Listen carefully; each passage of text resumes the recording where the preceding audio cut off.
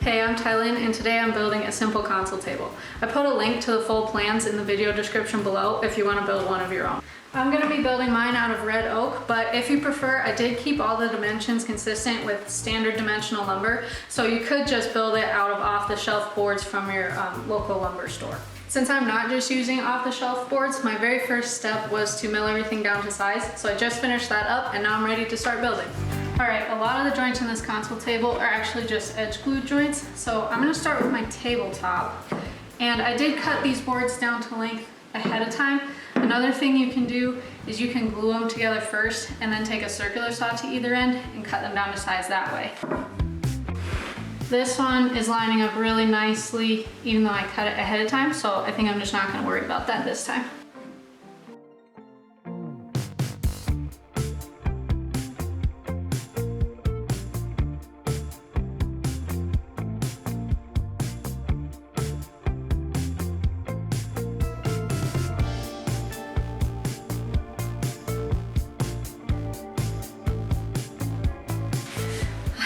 Had a bit of a glue situation there for a minute. I wanted to make sure I used plenty of glue to get good tight joints all the way down the edges of the boards, but that might have been a little bit excessive because it was just like dripping all over the place, but I think I kind of have it under control now. Okay, a lot of times in the plans that you find online, you'll see people use pocket holes along the bottom sides or the backs of tabletops or sides, anywhere you can hide them. So I didn't want to use pocket holes on this one because a lot of the sides are actually going to be exposed on this console table, and I don't want to have to go back and try to wood fill all of those and then make it look seamless and all of that. So when you're doing edge glued joints like this, you actually don't need to use pocket holes, but you do have to have enough clamps that once you get the glue on, you can clamp it until it's all the way dry. So as you can see, I'm a little bit short on clamps, but I'm making it work because I don't want to deal with having to fill pocket holes later. Okay, I let the tabletop dry and the clamps overnight and just pulled it out, and I wanted to show you a close-up of the joints here because it'll be a little bit different if you build it with off-the-shelf boards. So you can see on this one the joints are nice and square here because I ripped each of these boards on the table saw. Now when you buy just 2x4s and 2x6s off the shelf, they have these rounded edges on them. And that's totally fine, but when you put the boards together, you'll have a little bit of a gap along the long joint here. So if you want, you can rip that off. It'll change the dimensions of your tabletop a little bit because you have to take about 1/4 inch off either side.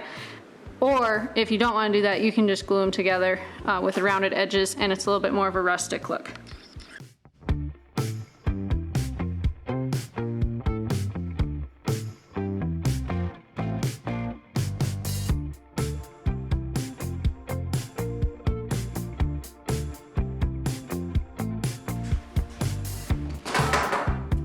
Caved and went and got myself some more clamps yesterday. The other clamps I was using were working just fine, but I could only do one glue up at a time, and I have 4 to do for this project. So it was just taking a while since each one has to dry for 24 hours.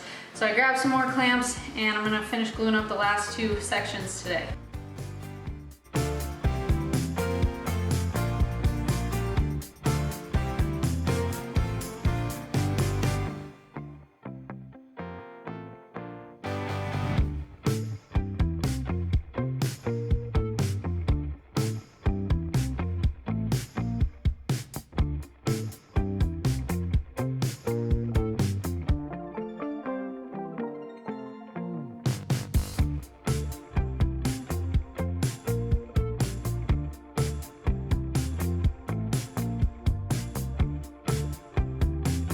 When I glued up the legs for the table, I used these scrap 2x2s to keep a nice even gap here along the top. So I can just pop these out of place now, and what I'm left with is my 2 sides to the table.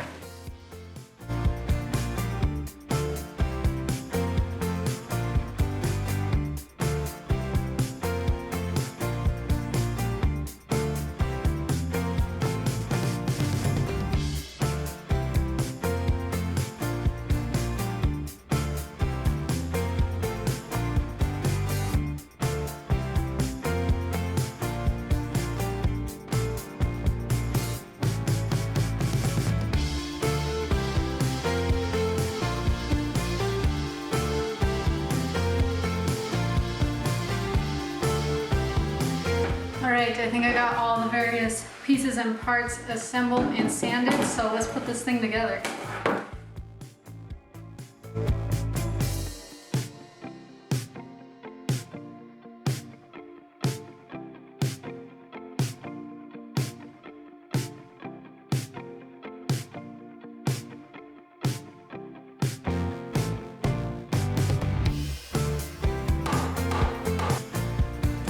Handy tip, so I actually learned this on my last project, but if you want to use screws with hardwoods, just coat them in some wax first and then they'll dry really easily and you don't have to worry about breaking any.